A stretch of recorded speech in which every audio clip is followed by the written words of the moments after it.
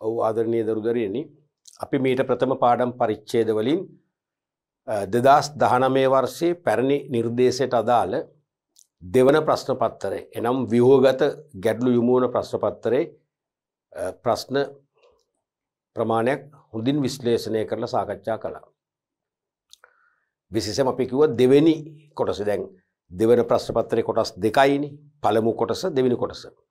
දෙවෙනි කොටසදී කළමනාකරණය කියන විෂය ඒකකයන් තමයි සම්පූර්ණයෙන්ම යොමු වෙන්නේ. ඒ කළමනාකරණයේ විෂය ඒකකයන් තුලින් යොමු වන ප්‍රශ්න වලට මම නිරන්තරයෙන්ම ඔබ දිරිගන්වනවා පිළිතුරු ලිවීම ලකුණු ලබා ගැනීම සාපේක්ෂව පහසුයි. සාපේක්ෂව පහසුයි. දැන්ටත් ඒක ඔබ අධ්‍යයනය කරන්නේ නැති දෙවෙනි කොටසෙන් අපි ප්‍රශ්න දෙකක්ම සාකච්ඡා කරා. ඒ සෑම ප්‍රශ්නයකම තිබුණේ කළමනාකරණ මූලිකාංග, අලෙවි කළමනාකරණය, මානව සම්පත් කළමනාකරණය, මූල්‍ය කළමනාකරණය ආදී මාතෘකාවලින් ප්‍රශ්න. ඒ ප්‍රශ්නවල එකක් තියෙන ඒ එකම ප්‍රශ්නයට ප්‍රශ්න කොටස් කීපයක් දානවා. අර රක්ෂණය, ප්‍රවාහනය වැනි එක වලින් දාන ප්‍රශ්න එකයිනේ. නෑ ප්‍රශ්න කොටස් කීපයක්ම දානවා. ඒ නිසා අපිට වැඩි බරතැබීමක් ඇතුළු ලකුණු ගන්න පුළුවන්. අනික මැනේජ්මන්ට්නි එකම කලාවේ මාතෘකා ලකුණු ගන්නත් ලේසි. තේරුණාද? අපි බලමු අද මුලින්ම 7 වෙනි ප්‍රශ්නය ගැන කතා කරලා. 7 වෙනි ප්‍රශ්නේ රෝම ඉලක්කය 1. ඒක අයන්න මූලික ප්‍රසිද්ධ නිකුතුවක් IPO යනුවෙන් අදහස් කරන්නේ කුමක්ද? මූලික ප්‍රසිද්ධ නිකුතුවක්. මොකද්ද මේ IPO කියන්නේ? Initial Public Offer කියන එක. ඔබ දන්නවා ඒක ටර්ම් එක Initial Public Offer. මේ කියන්නේ සමාගමක් නීතිගත කරලා සමාගමේ මුළු ප්‍රකාශිත ප්‍රාග්ධනයේ තියෙනවනේ ස්ටේටඩ් කැපිටල් එක. සමාගමේ මුළු ප්‍රකාශිත ප්‍රාග්ධනයෙන් ප්‍රථම වතාවට යම් කොටස් ප්‍රමාණයක් මහජනතාවට නිකුත් කරලා ප්‍රාග්ධනය රැස් කළොත් ඒක තමයි මූලික ප්‍රසිද්ධ නිකුතුවක් කියන්නේ. තේරුණාද? එහෙනම් මේකෙම ඔපොසිට් එක මොකක්ද? පරිණත ප්‍රසිද්ධ නිකුතුව. පරිණත ප්‍රසිද්ධ නිකුතුවක් කියන්නේ seasoned public offer. seasoned public offer SPI. ඒ කියන්නේ සමාගමක ප්‍රථම කොටස් නිකුතුවෙන් පසුව ඊළඟ ඕනෑම වාරයකදී කොටස් නිකුත් කිරීම එකක් හෝ කීපයක් කරනවද ඒ සියල්ලම පරිණත ප්‍රසිද්ධ නිකුතුරයි තියෙනවා. උදාහරණයක් වශයෙන් මේක තේරුම් ගන්න මේකේ තියෙන සංකල්ප දෙකක් අපිට තේරුම් ගන්න. දැන් අපි හිතමු සමාගමක මුළු ප්‍රකාශිත ප්‍රාග්ධනය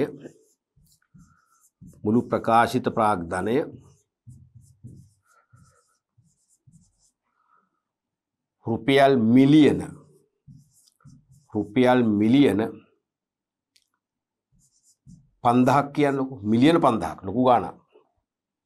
හරිද? ඕකෙන් අපි හිතමු 2020 1.1 මිලියන 100ක් නිකුත් කළා. මෙන්න මේක තමයි IPO කියන්නේ. මූලික ප්‍රසිද්ධ නිකුතුවක් කියන්නේ Initial Public Offer කියන්නේ. අපි හිතමු 2020 8.1 නැවත මිලියන 50ක් නිකුත් කරා. ඒක මොකද්ද? IPO නෙවෙයි පරිණත ප්‍රසිද්ධ නිකුතුවක්. නැත්නම් seasoned public offer එකක්. අපි හිතමු 2021 දී අපි හිතමු 6.1 කියලා නැවත මිලියන 120ක් නිකුත් කරා. ඒකත් SPO පරිණත ප්‍රසිද්ධ නිකුතුවක්. 2022 අපි හිතමු 5.1 කියලා මැයි පළවෙනිද කියලා මිලියන 80ක් නිකුත් කළා. ඒකත් SPO. මින් එහාට නිකුත් කරන සෑම නිකුත් කිරීමම මොනවද? SPO. පළවෙනි එක විතරයි Initial Public Offer කියන්නේ. දැන් තේරෙනවනේ? ඊළඟට ඔබ දන්නවා ප්‍රාථමික කොටස් වෙළඳපොළ, ද්විතීයික කොටස් වෙළඳපොළ කියලා වර්ග දෙකක් තියෙනවා. ප්‍රයිමරි ඉෂුව එකක් කරන ප්‍රාථමික කොටස් වෙළඳපොළ කියන්නේ සමාගමක් කෙලින්ම මහජනයාට කොටස් අලෙවි කිරීම. තරවුකරුවෝ නැහැ. අලෙවි කරලා ප්‍රාග්ධනය රැස් කරනවා. දැන් Initial Public Offer එකේ වෙන්නේ ඒකනේ. සමාගමක් පුවත්පත් දැන්වීම මගින් දැනුවත් කරනවා. සංස්ථා ප්‍රකාශය කියන ආරාධනා පත්‍රයෙන් ඇරයුම් කරනවා. කරලා ඇප්ලිකේෂන් කෝල් කරලා ප්‍රාග්ධනය රැස් කරනවා. කොටස් වෙළඳපොලේ සම්බන්ධයක් තරවකරු නේ. ඒක තමයි එහෙනම් මේකෙදි ඇති වෙන්නේ මේකෙදි ඇති වෙන්නේ මොකද්ද? ප්‍රයිමරි ෂෙයා මාකට් එකක් PSM එකක්. හරිද? මේ තුනේදී මොකද වෙන්නේ? මේ තුනේදී ඇති වෙන්නේ ගොඩක් අයගේ මතයක් තියෙනවා ද්විතීයික කොටස් වෙළඳපොලක් කියලා. ඒක වැරදි මතයක්. ඒක මේ ගවම තේරුම් ගන්න නෑ. මේකෙදි ඇති වෙන්නේ ප්‍රයිමරි ෂෙයා මාකට් එකක්මයි. ඒ කියන්නේ මේ තුනේදීත් වෙන්නේ තරවකරු නෑනේ. නිකුත් නොකළ ප්‍රාග්ධනයෙන් සමාගම වරින් වර අර වගේම සංස්ථා ප්‍රකාශ මගින් ඇරයුම් කරලා මහජනයාට කෙලින්ම කොටස් අලෙවි කරලා ප්‍රාග්ධනය රැස් කරනවා. එහෙනම් ඒකත් මොකද්ද? ප්‍රාථමිකයි. තරවකරු දායක වුණොත් විතරයි ද්විතීයික වෙන්නේ. එහෙනම් මේ තුනයි ඉති වෙන්නේ මොනවාටද? PSM වලටමයි. ඒ කියන්නේ ප්‍රයිමරි ෂෙයා මාකට් එකටයි. පැහැදිලිද? එහෙනම් මේකෙන් ඊළඟට ඔයගොල්ලන් නිගමනය කරන්න පුළුවන් මොකද්ද? ප්‍රාථමික කොටස් වෙළඳපොළ තුලින් ප්‍රාථමික කොටස් වෙළඳපොළ තුල නැත්තම් ප්‍රාථමික කොටස් වෙළඳපොළ තුල ප්‍රධාන කොටස් නිකුත් කිරීම දෙවර්ගයක් ඇති වෙනවා. මොනවද දෙවර්ගය? එකක් මූලික ප්‍රසිද්ධ නිකුතුව, අනිත් එක මොකද්ද? පරිණත ප්‍රසිද්ධ නිකුතුව. එහෙනම් මූලික ප්‍රසිද්ධ නිකුතුව, පරිණත ප්‍රසිද්ධ නිකුතුව දෙකම ක්‍රියාත්මක වෙන්නේ ප්‍රාථමික වෙළඳපොළේ. ද්විතීයික වෙළඳපොළ බිහි වෙන්නේ. ද්විතීයික වෙළඳපොළ බිහි වෙනවා මේ මිලදී ගත්ත කොටස් තරවකරුවන් මාර්ගෙන් වෙන කාට හරි අලෙවි කරොත් අන්න එදාට තමයි සෙකන්ඩරි මාකට් එක බිහි වෙන්නේ. තේරුණා? මේක වරද්ද ගන්න එපා. මොකද මේක ගොඩක් අය වරදව තේරුම් ගන්නවා.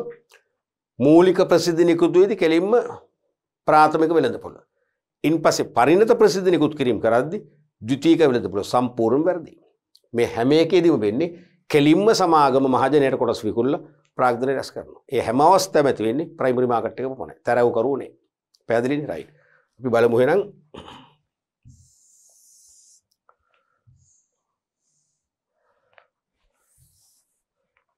මූලික ප්‍රසිද්ධ නිකුතුවක් යනුවෙන් අදහස් කරන්නේ කුමක්ද? සමාගමක් පළමු වරට කොටස් නිකුත් කිරීමක් මගින් මහජනයාට දායක වීමට ඇරයුම් කර සමාගම කොටස් වෙළඳපොලේ ලැයිස්තුගත වීමයි.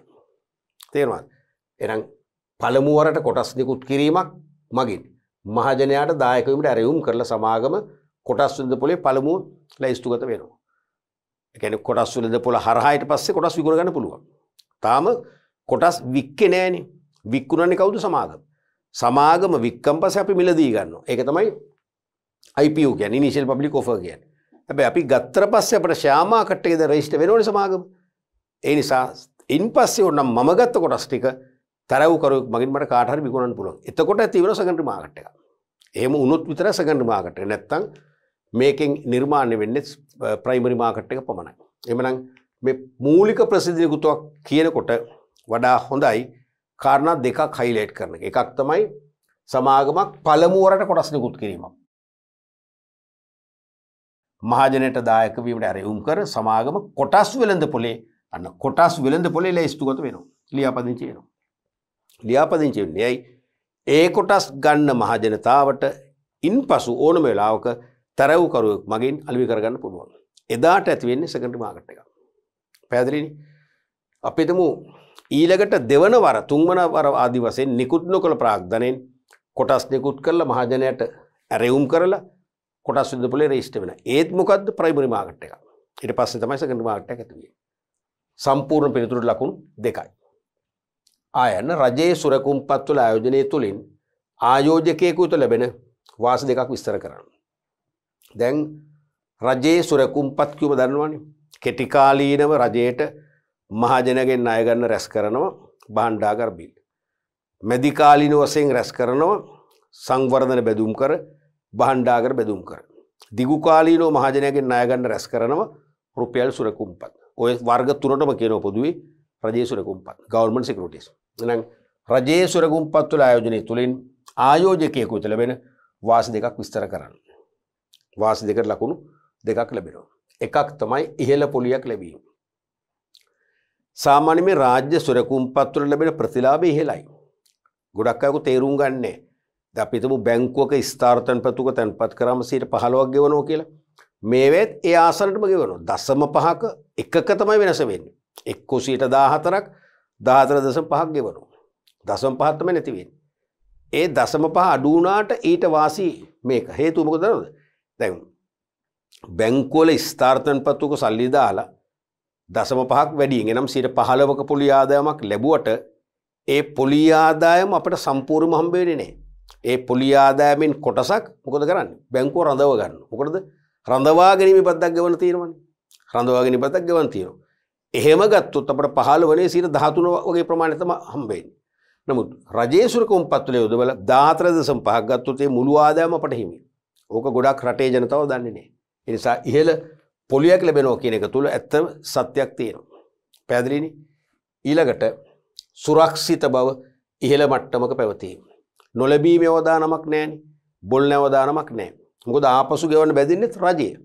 මේ සුරකුම්පත් රජේ මහ බැංකුව අතරමැදියෙක් වශයෙන් එක අලෙවිකරදනයකනේ කරන්නේ. නොලැබීමේ අවදානමක් නැහැ. දැන් පෞද්ගලිකංශේ ව්‍යාපාරයක අපි වාණිජ පත්‍රිකාවල ණය කරවල ආයෝජනය කරොත් ඒ සමාගම බංකොලොත් තුනත් අපිට මුදල් අහිමිවීම අවදානමක් තියෙනවා.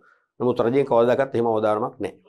ඊළඟට අවශ්‍ය විට විකුණාගත හැකි වීමෙන් ද්‍රවශීලතාව ඉහළ මට්ටමක පැවතීම. අවශ්‍ය විට අපට පහසුවෙන් විකුණ ගන්න පුළුවන්. තරවුකරුවන් මගින්ම දැන් වාණිජ බැංකුත් අපි කියන්නේ සබ් බ්‍රෝකර්ස්ලා. කොටස් වෙළඳපොලේ තරවුකාර සමාගම් වල උපතරවුකරු. ඒගොල්ලෝ අපි මේවට මිලදී ගන්න පුළුවන් සබ් බ්‍රෝකර් කෙනෙක් වෙන වාණිජ බැංකුවකින් විකුණ ගන්න පුළුවන්. එහෙනම් ඕන්ලාගේ සල්ලි කරගන්න පුළුවන්. ද්‍රවශීලතාවය පිළිහෙලයි. අනික වට්ටම් ආයතන ඉදිරිපත් කර ඕනම විටක සුරකුම්පත් වට්ටම් කර මුදල් ලබා ගන්න පුළුවන්. දැන් අපි හිතමු අපිට මේක කිසියම් වාණිජ බැංකුවක් පස්ස ගහනවා කියලා. තේරෙනවද? එහෙම වුණත් අපිට පුළුවන් වෙන මූල්‍ය ආයතන තියෙනවා වට්ටම් කරන. කිසියම් ප්‍රතිශතයක් දැන් කල්පිරීමට තව මාස 6ක් තියෙනවා කියන්නකෝ. 6ක් තියදී අපිට අද කෑෂ් කරගන්න පුළුවන්. කිසියම් ප්‍රතිශතයක් අඩු වෙනවා. එහෙනම් මාස 6කට පස්සේ මුළු මුදල ගන්නවට වඩා 1%ක් 2ක් අඩුවෙන් අද ගන්න එක හොඳයි. මූර්තාගේ අද වැඩි. තේරුණාද? ඔන්න වගේ වාසි තියෙනවා රාජ්‍ය සුරකුම්පතල. ගොඩක් අය තේරුම් ගන්න නැහැ. ගොඩක් අය හිතන්නේ සල්ලි ටිකක් ලැබුණොත් බැංකුවක ස්ථාවර තැන්පතුවක්. මොකද්ද හොද බැංකුව? මිසක් මේ පැත්තේ හිතන්නේ නැහැ. මේක ඊට වඩා සුරක්ෂිතයි. මොකද රජයට අපි ආධාර කරන්නේ. දැන් යම් රජයක් දිය වෙලා ගිහිල්ලා තවත් රජයක් එනවනේ. කිසිම රටක් රජයක් නැතුව පවතින්නේ නැහනේ. එහෙනම් තේරෙනවා. අපි හමුදා ආණ්ඩුවක් ආවා කියලා යම් කිසි රටක ඒත් හමුදා ආණ්ඩුව කරන්නේ රජයේ වෙනුවෙන් රජයක් වෙනුවෙන් නියෝජිත කාර්යභාරයක්නේ. අනිවාර්යයෙන්ම හමුදා ආණ්ඩුවක් තිබුණත් ඒ හමුදා ආණ්ඩුව රජයේ නියෝජිත ආයතනයක්. ඒගොල්ලෝ මේක ගෙවන්න ඕනේ. නොලෙවෙන්නම නැහැ. අවදානමක් නැහැ, සුරක්ෂිතයි. හරිනේ? ලකුණු 2යි කරුණු 2කට. අපි බලමු ඊළඟ ප්‍රශ්නය. කොළඹ කොටස් සෝමාරුවෙහි ගනුදෙනු වන සොරකුම්පත් වර්ග 4ක් නම් කර ඒවා කෙටියෙන් විස්තර කරන්න. දැන් කොළඹ කොටස් සෝමාරුවෙහි කියන්නේ මොකද්ද මේ? කොළඹ තරවුකරුවන්ගේ සංගමය. මේ ප්‍රශ්නේ තරම්ම හොඳම නැහැ කියලා මම කියන්නේ යන්නේ. නමුත් ඒ තරම් විභාගයේදී ඔයගොල්ලෝ විශ්ලේෂණය කර ඉන්න එපා. දැන් සොරකුම්පත් වර්ග හෝමාරු වෙන්නේ කොහෙද? කොටස් වෙළඳපොළ තුල. කොළඹ කොටස් හෝමාරුව කියන්නේ මොකද්ද? කොටස් වෙළඳපොළ මෙහෙවන නැත්නම් පරිපාලනය කරන ආයතනය. තරවුකාර සමාගම් ගණනාවක් ලංකාවේ තියෙනවනේ. ඒගොල්ලන්ගේ ප්‍රාග්ධනදායකත්වයේ ඒගොල්ලන්ගේ සමාජිකත්වයෙන් ලාභ නොලබන සමාගමක් වශයෙන් අපේන සීමිත සමාගමක් වශයෙන් ලියාපදිංචි කරලා තියෙනවා. ඒක ව්‍යවහාර කරන්නේ මොකද්ද? කොළඹ කොටස් හෝමාරුව කියලා. කොළඹ කොටස් හෝමාරුව කියලා. තේරුණාද? ඒක තමයි බ්‍රෝකර්ස් ඇසෝසියේෂන් එක. මේකෙන් තමයි සමස්ත කොටස් වෙළඳපොළ කළමනාකරණය කරන්නේ. එතකොට කොළඹ කොටස් හෝමාරුවෙහි කිව්වම ඉතින් ඒක සාර්ථක නැත්නම් ඇත්තම කොටස් වෙළඳපොළේනේ අලුවි වෙන්නේ. නේ? ගනුදෙනු වෙන්නේ. මේගොල්ලෝ කරන්නේ පරිපාලනයනේ. ඉතින් මේක ඇත්තම කොළඹ කොටස් වෙළඳපොළෙහි ගනුදෙනු වෙන කොන 100%ක්ම හරි. ඉතින් පොඩි අවුලක් තියෙන නමුත් ප්‍රශ්නයක්වත් නැහැ. ඉතින් කොටස් වෙළඳපොළේ ගනුදෙනු කරා කියන්නේ කොටස් වෙළඳපොළේ තමයි ගනුදෙනු වෙන්නේ. ඒ ගනුදෙනු මෙහෙවන්නේ කවුද? කොළඹ කොටස් හෝමාරුවයි. මොකද ළමයි මගේ මේවා ප්‍රශ්න කළා සෑහෙන. සර් මේක වැරදි. ඇත්තම වැරදි කියන්නේ වැරදි තමයි. ඉතින් වෙන මොනවද කියන්නේ? මේක වඩා හොඳ කොටස් වෙළඳපොළ කියලා ආවනම්. නමුත් ප්‍රශ්නේ අහන විදියෙන් අපිට තේරෙනවා අහන්නේ එක තමයි ඉතින් කොළඹ කොටස් හෝමාරුවයි කියන්නේ කොළඹ කොටස් වෙළඳපොළේ ගනුදෙනු වන අර්ථය තමයි ඒ කන්ට්‍රෝල් චීෆ් දීලා තියෙන්නේ. සොරකුම්පත් වර්ග 4ක් නම් කර කෙටියෙන් පහදන්න. එහෙනම් මේක තනි ප්‍රශ්නයක් කියලා මතක් කරන්න බෑ. ලකුණු 4ක් ලැබෙනවා. එහෙනම් සෑම අවස්ථාවකම මේක නම් කරාම ලකුණු භාගය දැන් සාමාන්‍ය කොටස් කියලා නම් කරාම ලකුණු භාගයයි කෙටියෙන් විස්තර කරාම ලකුණු භාගයයි අවශ්‍යමයි. නම් කිරීම 4 නම් ලකුණු 2යි ලැබෙන්නේ. පැහැදිලිනේ? අනිවාර්යයෙන්ම ලකුණු 4 ගන්න ලකුණු 2 නම් ගන්න එපා. එකක් තමයි සාමාන්‍ය කොටස්. ඕඩිනරි ෂෙයාර්ස් මතකයි නේද? සමාගමක් කොටස් නිකුත් කිරීමේදී ලාභාංශ ප්‍රතිශතය ප්‍රකාශ කරන්නේ නැහැ මේවට. වසරාගදී ලාභ ලැබුණට පස්සේ සංචිත අවශ්‍යතා ගැන හිතලා තේරෙනවද? ඩිරෙක්ටර් බෝඩ් එක තීරණය කරනවා කිසියම් ප්‍රතිශතයක් ලාභාංශ ගෙවන්න. ඒක මහා සභාව වාර්ෂික මහා සභාව රැස්වීමේදී සමාජිකයන් වශයෙන් අපි අනුමත කරනවා. එහෙම තමයි ලාභාංශ ලැබෙන්නේ. ලාභ වැඩි වෙන වර්ෂවලදී ලාභාංශ වැඩි වෙනවා. අඩු වෙද්දී අඩු වෙනවා. එතකොට නිශ්චිත ලාභාංශයක් හිමි නොවන සමාගමේ හිමිකාරත්වය ලැබෙන කොටස් තමයි මින් අදහස් කරන්නේ. නිශ්චිත ලාභාංශයක් හිමි නොවන සමාගමේ හිමිකාරත්වය ලැබෙන කොටස් තමයි මින් අදහස් කරන්නේ. එතකොට මොකද වර්ණීය කොටස් වර්ගයක් තියෙනවනේ. ඒගොල්ලන්ට නිශ්චිත ලාභාංශයක් තියෙනවා. නිකුත් කරනකොටම නිශ්චිත ලාභාංශය දන්නවා. හිමි වෙනවා. හැබැයි හිමිකාරත්වය නෑ. හිමිකාරත්වය ලැබෙන්නේ කාටද? සාමාන්‍ය කොටස් වලින් පමණයි. අන්නේ දෙකම ලිව්වොත් වඩා හොඳ. අඩුම ගානේ නිශ්චිත ලාභාංශයක් ප්‍රකාශ නොකර නිකුත් කරන කොටස් කිව්වොත් ඒත් ඇති වෙයි. තේරුණාද? හොඳයි දෙකම ලියනවා. හිමිකාරත්වය ගැනත් ලියනවා. දෙවෙනි එක තමයි වර්ණීය කොටස්. නිශ්චිත ලාභාංශ ප්‍රතිශතයක් හිමි. ඒකට හිමි අනිවාර්යයෙන්. 10%ක් නම් 10% කියලා අපි දන්නවා. ලාභ ඇතත් නැතත් අපිට 10%ක් ලැබෙන්න ඕන කියලා අපි දන්නවා. හිමි සමාගම විසුරුවා හරින අවස්ථාවකදී ප්‍රාග්ධනය ආපසු ගෙවන විට ප්‍රමුඛත්වයේ හිමිවන කොටස් වේ. අන්න තව එකක් මේ. දැන් මේකෙදි වර්ණීය කොටස් සලකන්නේ ණය ප්‍රාග්ධන විදියටයි. මේක සලකන්නේ ණය ප්‍රාග්ධනෙ. මේක වැටෙන්නේ ණය ප්‍රාග්ධනෙටයි.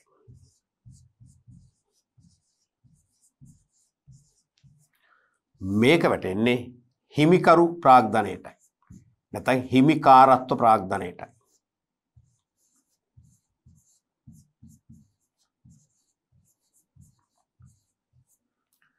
හිමිකාරත්ව ප්‍රාග්ධනයටයි. තේරුණාද? එතකොට නිශ්චිත ලාභාංශ ප්‍රතිශතයක් හිමි සමාගම විසුරුවා හරින අවස්ථාවකදී ප්‍රාග්ධනය ආපසු ගෙවන විට ප්‍රමුඛත්වයේ හිමිවන කොටස් වේ. කවදා හරි අයවර කිරීමේදී මුලින්ම සල්ලි ගොල්ල නිදහස් කරන්න මේගොල්ලන්ටයි. ගෙවල ඉතුරුනොත් තමයි සාමාන්‍ය කොටස් වෙන්න දෙන්නේ. දැන් මේ කතාව මෙතනට කීත හැකි. නිශ්චිත ලාභාංශයක් හිමි නොවන සමාගම අයවර කිරීමකදී ප්‍රාග්ධනය ආපසු ගෙවන විට ප්‍රමුඛත්වයේ හිමි නොවන කිව්වොත් එක්කමක් නේ. ඒක දාන්න පුළුවන්. මේක මේ සමාගමේ හිමිකාරත්වය ලැබෙන කියලා දාන්න පුළුවන්. මේකටත් දාන්න පුළුවන්. අපි තුමු මේ ප්‍රාග්ධන කතාව නැතුව නිශ්චිත ලාභාංශ ප්‍රතිශතයක් හිමි සමාගමේ හිමිකාරත්වය අහිමි වන කොටස් කිව්වොත් ඒත් හරි. පැහැදිලිද? තුන්වෙනි එක කොටස් බලපත්‍ර ෂෙයා වොරන්ට්ස් කියන එක. කොටස් බලපත්‍ර මොකක්ද මේ? අනාගතයේදී නිශ්චිත මිලකට සමාගමක කොටස් මිලදී ගැනීමේ අයිතිය ලබා දෙමින් වර්තමානයේ සමාගම විසින් නිකුත් කරන ලියවිල්ලකි. දැන් මේක කොටස් මිලදී ගත්තට පස්සේ ලැබෙන සහතිකයක් හිමිකම් බලපත්‍රයක් නෙවෙයි. තාම කොටස් ගත්තේ නැහැ. කොටස් ගන්න අයිතියක් මේකෙන් දෙන්නේ. හිමිකම් සහතිකයක්. තේරුණාද? අපි හිතමු කිසියම් කොටස් වෙළඳපොළ තුල ලියාපදිංචි කිසියම් මිලකල සමාගමක පොදු සමාගමක කොටස් මිල එන්නෙන්නම වර්ධනය වෙනවා. එන්නෙන්නම ඉහළට වර්ධනය වෙන ක්‍රමානුකූලව. අපිට පුළුවන් සමාගමෙන් කොටස් බලපත්‍රයක් සල්ලි වලට ගන්න. අපි ලොතරැයියක් මිලදී ගන්න සල්ලි දීලා රුපියල් 20ක් දීලා. තේරෙනවද? සල්ලි දීලා නිකන් දෙන්නේ නැහැ. ඒ වගේ මේකත් රුපියල් 100 200 එක එක සමාගවල තියෙන මිලක් දීලා. ඒ මිල දීලා ගන්න පුළුවන්. මේකේ තියෙනවා යම් කාලයක්. අපි හිතමු දැන් අපි ඉන්නේ 2020 නම් අපි හිතමු 2023. අපි ඉන්නේ 2022 නම් අපි හිතමු 2024. ඒ වගේ කාලයක් දක්වනවා. තේරෙනවද? දක්වල අන්නේ දිනේදී හෝ ඒ දිනෙන් පස්සේ. දැන් අපි ඉන්නේ 2020 නම් 2022 මැයි 5 කිව්වොත් එහෙම 2022 මැයි 5 වෙනකන් ඉන්න ඕනේ. මැයි 5 හෝ එයින් පස්සේ මේකේ තියෙනවා කිසියම් මිලක් කොටසක් රුපියල් උපරිම 15 බැගින් නැත්නම් උපරිම 20 බැගින් මිලදී ගත හැකි බවට සඳහන් කරලා තියෙනවා. එහෙනම් ඒ 2022 මැයි 5 වන විට කොටස් වෙළඳ පොලෙන් කොටසක් මිලදී ගන්න වෙන අගේ තමයි රුපියල් 30ක්. නමුත් අපි 30ක් ගෙවන්නේ අපිට 20 ගාණ ගන්න පුළුවන්. ඒකයි මේක වාසි. ඒකයි වාසි. හැබැයි මේ මැයි 5 වන විට කොටස් වෙළඳ පොලේ කොටසකාගේ රුපියල් 16ට වගේ අඩු වෙලා තිබුණොත් අපිට කොටස් වෙළඳ පොලෙන් ගන්න එක ලාභයි මේ බලපත්‍රය නොසලකා හැරලා. තේරුණානේ? කොටස් මිල ඉහළ යන ප්‍රවණතාවකදී තමයි මෙවැනි දෙයක් අරගන්න එක සුරක්ෂිත වෙන්නේ. අනාගත ආයෝජන සුරක්ෂිත භාවය තහවුරු කරන ලිවිල්ලක් මේක. එහෙමනම් අනාගතයේදී නිශ්චිත මිලකට මේක සඳහන් වෙනව මිල. සමාගමක කොටස් මිලදී ගැනීමේ අයිතිය අපිට අයිතිය ලබා දෙමින් වර්තමානයේ සමාගම විසින් නිකුත් කරන ලිවිල්ලක්. මේක ගනුදෙනු කළ හැකි ලිවිල්ලක්. අපිට තෑගි දෙන්න පුළුවන්, අතිනත පවරන්න පුළුවන්. පැහැදිලිද? රයිට්. අපි බලමු ඊළඟට සාංගමික ණය කර. නැත්නම් මේකටම කියනවා අපි සාංගමික බැඳුම් කර කියලා කියන්නත් පුළුවන්. සාංගමික බැඳුම් කර. බැඳුම් කර කියන්නේ ඕකමයි. සාංගමික බැඳුම් කර. මේ කියන්නේ සමාගමකට ණය ප්‍රාග්ධන ලබා ගැනීම සඳහා නිකුත් කරනු ලබන සොරකුම්පත් විශේෂයකි. බොහොම සරලයි කමන්නේ. ඒත් ඒ කියන්නේ සීමිත පොදු සමාගමක් දිගුකාලීන ණය ප්‍රාග්ධනයේ මහජනයාගෙන් රැස් කිරීම පිණිස නිකුත් කරනු ලබන අප සහතික නැත්නම් අප සොරකුම් විශේෂයක් තමයි සාංගමික ණය කර කියන්නේ. ඉතින් ඒක සරලම භාෂාවෙන් තියෙන කමක් නැහැ. සමාගමකට ණය ප්‍රාග්ධනයෙන් වඩා හොඳ ඉතින් දිගුකල් ආවන දිගුකල් මොකද අනිවාර්යයෙන් මේක දිගුකල්. දිගුකල් ණය ප්‍රාග්ධනයේ කාගෙන්ද මහජනයාගෙන් ලබා ගැනීම සඳහා නිකුත් කරනු ලබන සොරකුම්පත් විශේෂයක්. ඒතර මේකේ විශේෂත්වය අපි මේක බිලදී ගත්තම අපි තුමු කල්පෙරින් අවුරුදු 3කින් නම් 3කින් සල්ලි හම්බ වෙනවා පොලියත් එක්කලා. කොටස් වල එහෙම නෙවෙයි ඈවර කරන ගම හම්බෙන්නේ නැහැ නේ. මේක කලින් ලැබෙනවා. මේකත් ගනුදෙනු කරන්න පුළුවන්. කාට හරි විකුණන්න පුළුවන්. අනික රජයේ සොරකුම්පත් පොදු එක. රජයේ භාණ්ඩාගාර බිල්, රුපියල් සොරකුම්පත්, භාණ්ඩාගාර බැඳුම් කර තුනටම පොදු එක තමයි රජයේ සොරකුම්පත්. රජයේ වෙනුවෙන් ශ්‍රී ලංකා මහ බැංකුව විසින් නිකුත් කරනු ලබන භාණ්ඩාගාර බිල්පත් හා භාණ්ඩාගාර බැඳුම් කරන්න එක තමයි වරද. මේ දෙක නම් නොකර නම් හොඳයි. මොකද භාණ්ඩාගාර බිල් හරි. භාණ්ඩාගාර බැඳුම් කර හරි තවත් තියෙනවනේ. තව මොනවද? ඒ සංවර්ධන බැඳුම් කර ඒවත් ගන්න බැහැමන. සංවර්ධන බැඳුම් කර.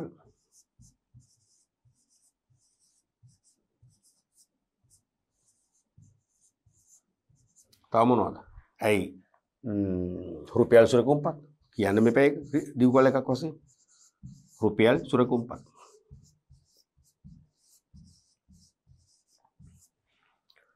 භාණ්ඩාගාර බිල්පත්තා භාණ්ඩාගාර බැඳුම් කර මේ දෙක විතරයිනේ. බැඳුම් කර යනාදී කියනනම් ෂේප්. දැන් මම කියන්නේ ඕගොල්ලන්ට ලියන ක්‍රම දැන් ස්කීම් එකේ කියන්නේ බොහොම සරල එකක්නේ. යම් යම් අඩුපාඩු එක තියෙනවනේ. ඔබේ අඩුපාඩු තියෙන්න බෑනේ. මෙහෙම ලියුවොත් භාණ්ඩාගාර බිල්පත්තා භාණ්ඩාගාර බැඳුම් කර යනාදීයි. නැත්තම් හතරම ලියන්න ඕනේ. භාණ්ඩාගාර බිල්පත් භාණ්ඩාගාර බැඳුම් කර සංවර්ධන බැඳුම් කර හා රුපියල් සුරකුම්පත්. තේරෙනවද? එhmenan රජයේ වෙනුවෙන් ශ්‍රී ලංකා මහ බැංකුව විසින් මහජනයාගෙන් රජයට කෙටිකාලීනව මැදිකාලීනව හෝ දිගුකාලීනව ණය රැස් කිරීමට භාවිතා කරන මූල්‍ය උපකරණයන් කිව්වොත් හොඳට බැරි මේව නම් කර කර ඉන්න ඕනේ කාල නැස්ති කරන්න. දැන් මේක හොඳම අර්ථකථනයක් නෙවෙයි සරල අර්ථකථනයක්. රජයේ වෙනුවෙන් ශ්‍රී ලංකා මහ බැංකුව නැත්නම් රජයට මහජනයාගෙන් කෙටිකල් හෝ මැදිකල් හෝ දිගුකල් ණය මහජනයාගෙන් රැස් කර ගැනීම පිණිස රජයේ වෙනුවෙන් ශ්‍රී ලංකා මහ බැංකුව විසින් නිකුත් කරනු ලබන මූල්‍ය උපකරණ විශේෂයක්වත් ඇති. මේ වගේ නම් කරොත් මම කියන්නේ හතරම ලියන්න නැත්නම් දෙකක් නෑ යනාදී කියලා ලියන්න. හරිනේ. කරුණකට ලකුණු භාගය බැගින් හතරට ලකුණු 2යි. විස්තර සහිතව කරුණු තියෙනවා නම් ලකුණු 4යි. විස්තර කිරීම විතරක් තිබේ නම් ලකුණු ඒත් 2යි. කොහොම හරි කරුණු නම් කරාම ලකුණු භාගය බැගින් ලකුණු 2ක් ලැබෙනවා 4ට. විස්තර කිරීම 4ට භාගය බැගින් ලකුණු 2ක් ලැබෙනවා. මුළු ලකුණු 4ම ගන්න ඕනේ. මොකද මේවෙන් ලකුණු 4ම ගන්නෙ නැහැ කියන්නේ ඔබ නොකල යුතු දෙයක් නැත්තම් පෞසිද්ධ වැඩක් කරන්න. තේරෙනවද? ඒ නිසා අනිවාර්යයෙන්ම ඔබ මේ සම්පූර්ණ ලකුණු මේකෙන් ගන්න ඕනේ. රයිට්. අපි බලමු ඊළඟ ප්‍රශ්නය. රෝමිලකන් 3 යන්න. සියලු කොටස් මිල දර්ශකයන් කුමක්දයි කෙටියෙන් පැහැදිලි කරන්න. මොකද්ද පාඩම් මේකකේ මූල්‍ය කළමනාකරණය යටතේ කොටස් වෙළඳපොළ ඒකකේ. මතකයිනේ? දැන් කොටස් මිල දර්ශකය කියන්නේ මොකද්ද? කොටස් වල මිල ගණන් වල සාමාන්‍ය හැසිරීම. කොටස් මිලවල අඩු වැඩි වීමේ සාමාන්‍ය රටාව පිළිබිඹු කරන ගණිතාංකයේ තමයි කොටස් මිල දර්ශකය කියලා කියන්නේ. හරිනේ. එතකොට කොටස් මිල දර්ශකයේ වර්ග දෙකක් අපි ඉගෙනගෙන තියෙනවානේ. එකක් සමස්ත නැත්නම් සියලු කොටස් මිල දර්ශකය. all share price index. අනිත් එක මොකද්ද? S&P 20 මිල දර්ශකය. දෙකක් තියෙනවානේ. එතකොට මේක ගන්නේ කොටස් වෙළඳ පොලේ ලියාපදිංචි මිලකල සමාගම් සියල්ලේම කොටස් මිලයන්ගේ හැසිරීම පදනම් කරගෙන. S&P ශ්‍රී ලංකා දර්ශකය ගන්නේ හොඳම මිලකල සමාගම් නැත්නම් අපි කියන්නේ blue chip companies කියලා. blue chips සමාගම්. නැත්නම් සිංහලෙන් නම් මහඟු සතුන්. ඒ කියන්නේ ඉහළ වෙළඳ පිරවටුමක් ලබන කොටස් වලගේ ඉහළ මිලකල සමාගම් වල කොටස් මිලයන්ගේ හැසිරීම විතරයි ඒකට ගන්න. තේරුණාද? එහෙනම් කොළඹ කොටස් සෝමාරුවේ ලැයිස්තුගත සමාගම් සියල්ලේම සාමාන්‍ය කොටස් වල මිල ගණන්හි ඇතිවන උච්චාවචන හැසිරීම කොත් කමක් නැහැ. සාමාන්‍ය කොටස් වල මිල ගණන්හි ඇතිවන උච්චාවචන නැත්නම් හැසිරීම පෙන්눔 කරන දර්ශකයයි. සම්පූර්ණ පිළිතුරු ලකුණු දෙකක් ගන්න පුළුවන්. ඔය ටික ලියුණා ඇති. තේරුණාද? කොළඹ කොටස් සෝමාරුවේ ලැයිස්තුගත සමාගම් සියල්ලේම මොන කොටස් වලද? සාමාන්‍ය කොටස් වල. වර්ණීය කොටස් සාමාන්‍ය හුමාරු වෙන්නේ නැහැ ශාමාකට. ඒ නිසා ඒක සාමාන්‍ය වචනේ නැතුව කොටස් වල ගොත් ඇති. කිසි ප්‍රශ්නයක් ලකුණු ලැබෙනවා. එක්කෝ කොටස් වල නැත්නම් සාමාන්‍ය කොටස් කියලා කෙලින්ම ලියුවොත් කමක් නැහැ. සාමාන්‍ය කොටස් වල නැත්නම් කොටස් වල මිල ගණන්හි නැත්නම් මිලයන්හි හැසිරීමේ නැත්නම් මිලයන්හි සාමාන්‍ය හැසිරීම පෙන්눔 කරන දර්ශකය. එතකොට මේ දර්ශකය ඉහළ ගියා කිව්වොත් ඒ කියන්නේ මිලකල සමාගම් සියල්ලේම මිල ඉහළ ගියා කියලා සලකන්නේ. පහළ ගියාකොත් සියල්ලේම මිල පහළ ගියා කියලා සලකන්නේ. ඇත්ත ඒක නෙවෙයිනේ. මිල ඉහළ ගියාකොත් සමහරට වැඩි පංගුවක මිල ඉහළ යනවා. සමාගම් ටිකක මිල පහළ යන්න පුළුවන්. මිල පහළ ගියාමත් එහෙමයි. වැඩි පංගුවක මිල පහළ යනවා. නමුත් ටිකක මිල වැඩි වෙලා තියෙන්න පුළුවන්. ඒ කියන්නේ ඇත්ත කතාව. දැන් පන්තියක ළමයිගේ සාමාන්‍ය උසහන මට එක්කිනෙකා පන්තික ළමයි අපි 200ක් ඉන්නවනම් 200 උසමනින් වෙලාවල් නැහැනේ. දවස් ගාණක් කරනකොට මම කරන්නේ පන්ති මිටිම ළමයි 5 දෙනෙක්. මධ්‍යම උස තියෙන ළමයි 5 දෙනෙක්. උසම ළමයි 5 දෙනෙක්. නැත්නම් මිටිම ළමයි 5යි. ඒගොල්ලෝ අඩුයිනේ. උසම ළමයිතර ඒකෙත් 5යි. මධ්‍යම ප්‍රමාණය ළමයි 15ක් ගන්නවා. හරිද? 15 10 25යි. ඒ 25 උසමනිනවා. මල උස 25 එකතු කරලා ටෝටල් කරලා 25න් බෙදෙනවා. ඇවරේජ් එනවා. 5.4යි. ඒකෙන් අදහස් කරන්නේ හැමෝගෙම උස 5.4 නෑ. සමහරට අඩි 4මාර දෙන්නෙක් විතර ඉන්න පුළුවන්. අඩි 6 7 4 අය දෙන්නේ 3 දෙනෙක් ඉන්න පුළුවන්. හැබැයි වැඩි පංගුව ඉන්නේ අරකේ. ඒ අදහස් තමයි මේකෙන් එන්නේ. තේරුණානේ? ඊළඟට ආයන්න. රැකියා නිර්මාණය යනුවෙන් අදහස් කරන්නේ කුමක්දයි විස්තර කරන්න. ඒ කියන්නේ මොකක්ද? රැකියා නිර්මාණය කියන්නේ job creation. රැකියාවක් ඇති කිරීම, රැකියාවක් ගොඩනැගීම. තේරුණාද? යම් නිශ්චිත අරමුණක් ඉටු කිරීම පිණිස ආයතනයේ වැඩ ඒකකයක් ගන්න. වචනේ වැඩ ඒකකයක්. වැඩ ඒකකයක් වශයෙන් කළ යුතු කාර්යයන්. මේක highlight කළම තියෙනවා මේ කළ යුතු කාර්යයන්. ඒ වගේම යුතුයකම් හා වගකීම් සකස් කිරීමයි. තේරුණාද? මේ තියෙන වැදගත් වචන කියලා මේක ස්කීම් එකේ ලියලාම තියෙනවා. මේ වැදගත් වචන කියන්නේ මේ ඉරියැඳි. මේ ඉරියැඳි වචන නැත්නම් ඔබේ උත්තරය අසාර්ථකයි. සම්පූර්ණ පිළිතුරක් වෙන්නේ. සම්පූර්ණ පිළිතුරෙන් ලකුණු දෙකක් ලැබෙන්නේ. සම්පූර්ණ පිළිතුර වන්න මේ ලකුණු දෙක ගන්න මෙන්න මේ ඉරියැඳි කොටස් අනිවාර්යයෙන්ම තියෙන්නට ඕන. තේරුණාද? යම් නිශ්චිත අරමුණක් ඉටු කිරීම පිණිස ආයතනයේ වැඩ ඒකකයක් වශයෙන් වැඩ ඒකකයක්. ඒ කියන්නේ කාර්ය ඒකකයක් වශයෙන් කළ යුතු කාර්යයන් එක. අනික යුතුයකම්. අනික වගකීම් සකස් කිරීමයි. ඔක තමයි මේ රැකියා නිර්මාණය කියන්නේ. ඒ කියන්නේ තනතුරක් ඇති කිරීම කියන එක තේරුණාද? ඉතින් මේ නිර්වචනේ හොඳයි. තාම හොඳ අර්ථයක්. මේකනමුත් මෙහෙම නැතුව වෙන විකල්ප තියෙනවා. ව්‍යාකරණයක තියෙනවා. ඕනනම් කියන්න පුළුවන් කිසියම් තනතුරකට අදාළව කළ යුතු කාර්යයන් යුතුයකම් හා වගකීම් මොකද කරන්නේ? ගොනු කිරීම ඒත් හරි. නැත්නම් කිසියම් සංවිධානයක අපේක්ෂිත වැඩ ඒකකයකට අදාළව කළ යුතු කාර්යයන් යුතුයකම් හා වගකීම් ගොනු කරමින් කිසියම් තනතුරක් නිර්මාණය කිරීම ඒත් හරි. ඔක තමයි රැකියා නිර්මාණය කියන්නේ තනතුර ඇති කිරීම. ඉතින් තනතුර ඇති කිරීම කොහොම නිකන් නාමිකයිනේ. ඒ කියන්නේ තනතුරට අදාළව කළ යුතු කාර්යයන් යුතුයකම් වගකීම් හොඳින් සාරාංශගත කරන්න ඕනේ. නැත්නම් ප්‍රකාශ කරන්න ඕනේ. ඒක තමයි රැකියා නිර්මාණය කියන්නේ. පැහැදිලිනේ? රයිට්. අපි බලමු ඊළඟ ප්‍රශ්නයත්. ආයතනයකට අලෙවි සහකරුවන් බඳවා ගැනීම සඳහා පුවත්පත් දැනීම පළ කිරීමට තීරණය කරන ලදී. අලෙවි සහකරුවන් අලෙවි සහායකයන් සේල්ස් රෙෆ්ලා පත්‍ර දැන්වීමක් තමයි දාන්න යන්නේ. මෙසේ පුවත්පත් දැන්වීමක් මගින් අයදුම්කරුවන් ආකර්ෂණය කර ගැනීම ඇති වාසි දෙකක් හා අවාසි දෙකක් කෙටියෙන් විස්තර කරන්න. දැන් පත්‍ර දැන්වීමක් කියන්නේ පත්‍රයක් තුල වේකන්සිස් පේජ් එකේ අපි දාන්නේ රැකියා බෑරතු පිටුනේ දාන්නේ. එහෙම රැකියා බෑරතු දැන්වීමක් ප්‍රසිද්ධ කරලා ඒ මගින් අයදුම්කරුවන් ආකර්ෂණය කරගන්න පුළුවන්. ඒ කියන්නේ ආකර්ෂණය කියන්නේ මොකද්ද? රැකියාවට සඳහා ගෙන්වා ගැනීම. එක්ක අයදුම්පත් තුලින් නැත්නම් භෞතිකවම ගෙන්න ගන්න පුළුවන් කෝල්ලෝ කරලා. ඒකේ වාසි දෙකක් වාසි දෙකක්. එතකොට මේක තනි ප්‍රශ්නයක්. ලකුණු 4ක් ලැබෙනවා අපි දන්නවා. එහෙනම් වාසි දෙකට ලකුණු 2යි අවාසි දෙකට ලකුණු 2යි ලැබෙනවා. ලකුණු 2 2 4ම ගන්න ඕනේ. එකක්වත් මග හරින්න බෑ. මම කියන්නේ මේ සෙකන්ඩ් පාර්ට් එක ඔබට ආශිර්වාදයක්.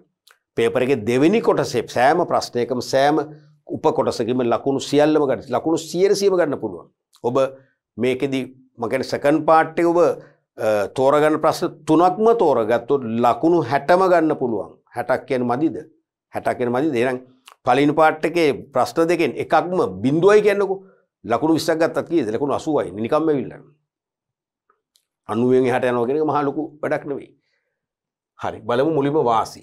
වාසි තමයි වැඩි පිරිසක් අයදුම් කරන නිසා සුදුසුම අයදුම්කරු තෝරා ගැනීම ලේසි. ඇප්ලිකේෂන් ගොඩක් එනවනේ. ගොඩ දෙනෙක් අතරින් එන අපිට පුළුවන් වෙනම ටීම් එකක් දානවා. ඒ කරන්නේ ආයතනෙ. පළපුරුදු සේවකෝ කීප දෙනෙක් දාලා ඇප්ලිකේෂන් සෝර් අවුට් කරන්න කියනවා. හොඳම අධ්‍යාපන සුසුකම් තියෙන, වැඩි පළපුරුද්දක් තියෙන, පළපුරුද්ද දේශීය හා විදේශීය දෙකේම තියෙන, ඒ වගේ සෝර් අවුට් කරන්න කියනවා. කරලා හොඳම ඇප්ලිකේෂන් ටිකක් තෝරලා ඒකිනුත් අවසානයේ මොකද කරන්නේ? පෙරලා අරගෙන හොඳම පිරිසක් පුළුවන් අපිට සම්මුඛ පරීක්ෂණයට කැඳවලා ඒකිනුත් හොඳම ස්ප්‍රිට් එක එළියට ගන්න. දෙවෙනි එක තමයි අඩු පිරිවැයකින් වැඩි පිරිසක් ආකර්ෂණය කරගන්න පුළුවන්. පිරිවැය අඩුයිනේ. දැන් පත්‍රයක රැකියාව බැරුම් දැන්වීමක් දාන්න මහ ලොකු මුදලක් යන්නේ. එහෙනම් සුළු වියදමක් දරලා මොකද වෙන්නේ? විශාල පිරිසක් ලේසියෙන් ගෙන්න ගන්න පුළුවන් හොඳම ක්‍රමය තමයි පුවත්පත් දැන්වීම. ඊළඟට වෙනත් ක්‍රම වලට සාපේක්ෂව පහසු ක්‍රමයක් කියමු. වෙනත් ක්‍රම වලට සාපේක්ෂව මේක පහසුයිනේ. දැන් සමහර ජොබ් net එකේ දානවා. ජොබ් net එකේ දාන්නේ අනිවාර්යයෙන් ඉංග්‍රීසි භාෂාවෙන් ගොඩක් වෙලාවට කම්පැනි සිංහලෙන් දාන්නෙම නෑ. ඒතර සිංහල භාෂාව පුළුවන් අය මෙතනට ඇප්ලයි කරන්නේ නෑ. අනික පරිගණක තාක්ෂණය පරිගණක සාක්ෂරතාව නැති අය අන්තර්ජාලයේ සැරිසරන්නේ නෑ. ඒගොල්ලෝ මග හැරෙනවා. ප්‍රශ්න ගොඩයිනේ. ඊට සරලයි මේක වෙනම් බොහොම වෙනත් ක්‍රම වලට සාපේක්ෂව පහසු සරල ක්‍රමයක් වෙනවා. හැමෝටම පොදු එකක් වෙනවා. ඊළඟට අයදුම්පත් ආකෘති, සීමාව, අවසාන දිනයන් ආදී විස්තර පුවත්පත් තුළම ඇතුළත් කළ හැකි වීම. පත්‍රයේම දානවනේ. සමහර අයදුම් පත්‍රයේ ආකෘතිය පත්‍රයේම දාන්න පුළුවන්. ඒ වගේ මේවා සීමාවන් දානවා. සීමාවන් ඒ කියන්නේ ඒ අයදුම් පත්‍රය ඉදිරිපත් කරන්න පුළුවන් වයස අවුරුදු 18ත් 22ත් අතර අන්න සීමාවක් දානවා. එහෙම නැත්නම් අයුහකයට පමණයි. අන්න සීමා දානවා. ඒත් එකම ක්ලෝසින් ඩේට් එක දානවා. තේරෙනවද? ඒක ඒ ඇඩ් එකෙන් එකවර දෙන්න පුළුවන්. නැත්නම් ඒකට වෙනම අපි මේ මාර්ගයක් හදන්න එපා. තේරෙනවද? වැඩ දෙකක් කරේනවා. එකක් ජොබ් වේකන්සි එක රැකියා බෑරතුව ප්‍රසිද්ධ කරනවා. අනික ඒකේ අයදුම්පත් ආකෘතිය, ඒකේ අයදුම්පත් එවීමට තියෙන සීමාවන් ක්ලෝසින් ඩේට් එක දාලා සියලුම දේවල් අපිට එක ගලෙන් කුරුළු දෙන්නෙක් මරන්න පුළුවන්. ඊළඟට ව්‍යාපාර හැකියාව අනුව දැන්වීමේ නම්‍යශීලීතාවය ඇති කරගන්න පුළුවන්. ව්‍යාපාර හැකියාව විශේෂ මූල්‍ය ශක්්‍යතාවය අනුව සමහරට මේ දැන්වීම අපිට පුළුවන් පත්‍රයක කෙලිම පිටුවම දාන්න. වේකන්සිස් පේජස් කීපයක් තියෙනවා. විශේෂම සන්ඩේ ඔෆ්ෂෝර් වගේ පේජස් කීපයක් තියෙනවා. තනිකර පිටුවක් දාන්න පුළුවන්. ඒතර ව්‍යාපාරයේ ලෝගෝ එක දාලා තේරෙනවා ලෝගෝ එක දාලා කෙලිම ලොකු පොල් ලකුරෙන් සමාගමේ නම දාලා තේරෙනවද? දැම්මම මේකේ ලොකු වැලියු එකක් තියෙනවා. බලන කෙනා ට්‍රග්ගල හැට වදිනවා. මෙන්න කම්පැනි. සමහර අපිට රැකියා කීපයක් ලිස්ට් එකක්ම දානොත් තනතුරු කීපයක්මනේ වැඩි ආකර්ෂණයක් දිනා ගන්න පුළුවන්. තේරුණාද? ඒකයි මේ නම්‍යශීලීතාවය කියන්නේ. සමහර ව්‍යාපාර වල තියෙන මධ්‍යම මට්ටමේ ආදායම නම් පිටු භාගයක් කාලක් වෙන ඇඩ් එක දානවා. තවත් ආදායමක් නම් ඊටතර පොඩි සෙන්ටිමීටර වලින් ඇඩ් එක දාන්න පුළුවන්. තව තියෙනවා අපි තු මෙහෙම. මේක තමයි වැදගත්ම දේ. කම්පැනිය වෙල් රිපියුටඩ් කම්පැනි එකක්. මොකක්ද ඒ කිව්වේ? ලංකාවේ සමාගම් අතර තියෙන ඉතාම කීර්තිමත් ජනප්‍රිය සමාගමක් තමයි. නම කිව්ව පමණින් දන්නවා අපි. තේරුණාද? හොඳම සමාගමක්. තේරුණාද? එතකොට ඒ සමාගමේ නම කිව්ව පමණින් වැඩි දෙනෙක් කැමති එතන රැකියාවකට අයදුම් කරන්න. දැන් ජනප්‍රිය නොවේ නම් non reputed company ගන්න අපි කවුරුත් කැමති නැහැ එතනට යන්න. ඒ කියන්නේ ඒ ව්‍යාපාරේ පැවැත්ම ගැන විශ්වාසයක් නැහැනේ. reputed company එකක් නම් වැඩි දෙනෙක් apply කරනවා. නමුත් ගැටලුව තියෙන්නේ අපි හිතමු මේ කම්පැනි ගන්නෙ accountant තනතුරට දෙන්නෙක් ගන්නවා. තේරුණාද? රිසෙප්ෂනිස්ට් නැත්නම් පිළිගැනීමේ නිලධාරී තනතුර එක්කෙනෙක් ගන්නවා. අපි හිතමු තව lab assistant ලා දෙන්නෙක් ගන්නවා. ඔච්චරයි ගන්නේ. ඔක්කොම පහයි ගන්න. දැන් කියන්න බෑනේ accountant ලා දෙන්නෙක් පමණයි ගන්න කියලා. එහෙම දාන සම්ප්‍රදායක් නැහැ. කැතත් නේ. එහෙම දාන්න බෑනේ. දැන් well reputed company එකක් කියන අදහස ප්‍රසිද්ධ සමාගමක් නම් ඒ සමාගම ලකුවට පත්‍රය ඇඩ් එකක් දැම්මොත් මොකද වෙන්නේ? හිතනවා හම්බ තනතුරු accountant වල 50ක් විතර ගන්නවා ඇති. lab එකට 100ක් විතර ගන්නවා ඇති.